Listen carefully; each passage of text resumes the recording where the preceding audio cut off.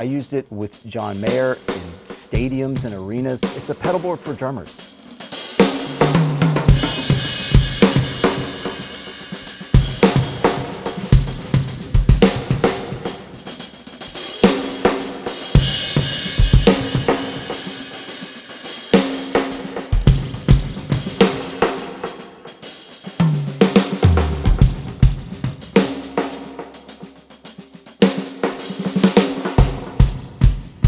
Hey, I'm Aaron Sterling. I'm super happy to be here at Sweetwater, and I'm going to show you guys the new DFX-1 that I made with Walrus Audio.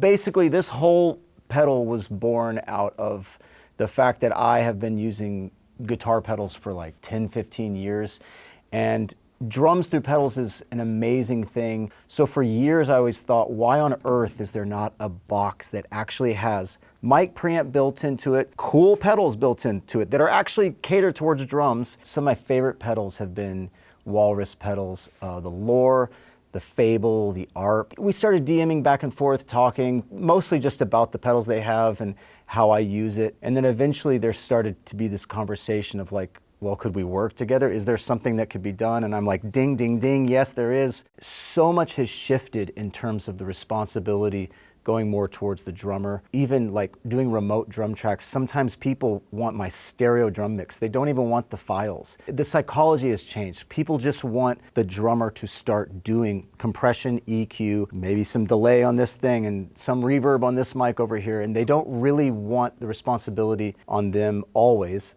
as the producer or maybe even the mixer. There's a lot of need for a drummer to be able to have control over some of their sounds, if not all of their sounds. Here's a few examples of how I use it. This would be a great example. This is a mic in this area kind of picks up the whole kit, right? A lot of times I will want to compress that mic, I will want to distort that mic, or I might want to add spring reverb to that mic. Tons of engineers do this stuff all the time.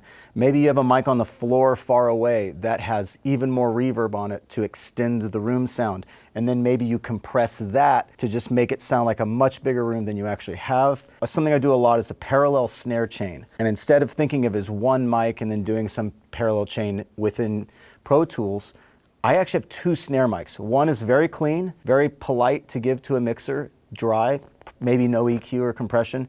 And then the second one is just going to town on whatever the song needs. Because again, the reality is if you're doing a song and it requires gated 80s reverb, or it requires like a slap back that would like sound cool on the track, or whatever, it could be anything, it'd be a phase shifter. This is a way to have a dry signal and then have something else that's fully doing that. And then 9 times out of 10, if you're good enough at this and you're tasteful enough, the mixer will say, great, I love it. And it's just a way to get much closer to the finish line. That's essentially how I look at it. You can do a mono overhead. Think like, let's say you had like a ribbon mic, a Coles, or like you had a cheaper one like a Cascade, which is amazing. You could do full on Ringo with like the FET compressor fully set to stun, maybe add a little bit of delay as like a slap potentially. I mean, there's all sorts of things. And then also you have the saturation, you have the tone knob, so you can darken things, you can brighten things. And I do all of this stuff all the time. Mics on floors, mics up here, sort of normal kick and snare mics, mics over here. And then you also have percussion. There's so many ways you could apply this to somebody who's doing percussion. It's not even funny. And I use it on all the stuff that I do percussion on as well. In terms of how you can use this live, I envision it in so many different ways. If you think of the spectrum of like, you're doing a very, very small gig where you don't have a front of house engineer and there's just maybe one mono overhead that they provide to you or that you provide yourself. You could literally put that through here and control how you're coming across through the PA and change it on every song. So you can save presets. So literally, I mean, no matter what the kind of vibe is, you get your drums kind of set the way you want, but they can become, the character of the drums just changes for every song if you wanted to. And it's just a way to like it's a pedalboard. It's a pedalboard for drummers. And it's a way to have what all your guitar player friends have always been able to have. And all your keyboard player friends, they get to control other sounds and you're sitting there with the same kit the whole time. In that situation, you could have a mono overhead or something like this that just helps get the musical point across. I used it with John Mayer in stadiums and arenas, and I have it sitting right here. I have a mic right here. They're feeding me all the close mics and all the normal mics, and I'm also getting this. And so per song, I'm just dialing different things in to be able to just get more of the character of what that song is. There's so many different applications for how you could do this. And again, you could literally just have a snare running through it, and here and there with certain songs, it's like, oh, I have reverb on there, and I control the reverb, and the front of house never has to worry about it, or I do this, or I do that, or I have delay on the hi-hat. You know, for a certain song, there's a million ways you could do it. So I'm gonna start off fairly simple. I've got my saturation down, EQ is set to noon. I'll have nothing on the delay. I'm gonna start off like just compression, essentially, with the FET and just see what kind of vibe I can get going on. And then I'll start adding saturation.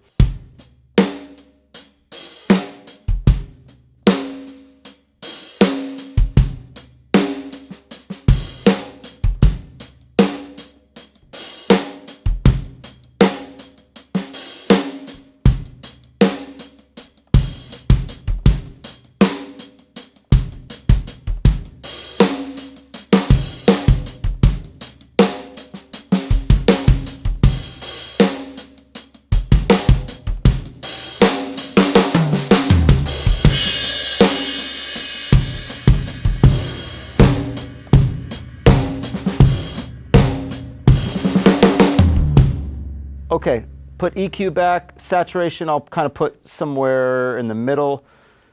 I'll back a little off on the compression. For fun, I'll switch to VCA, it'll be a little bit smackier. And let's start dealing with like delays. Maybe we'll get like a slapback delay.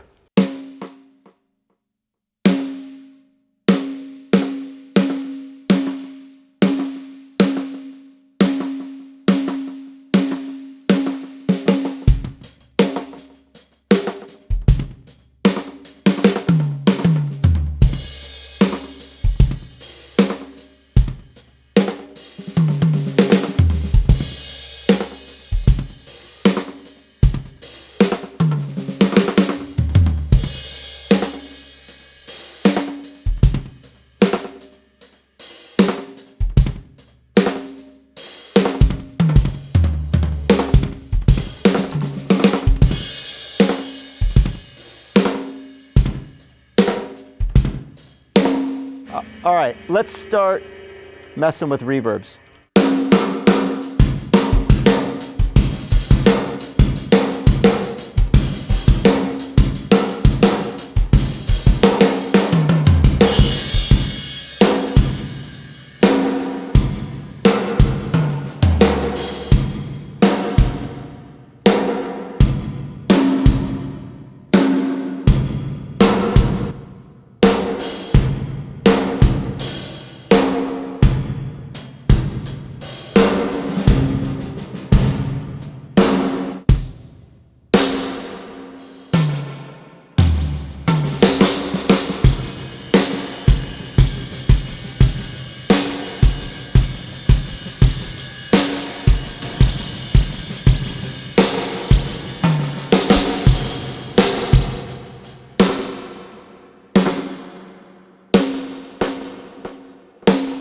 All right, now we'll have fun with delays. Let's turn the spring down just a bit and maybe the decay a little bit shorter.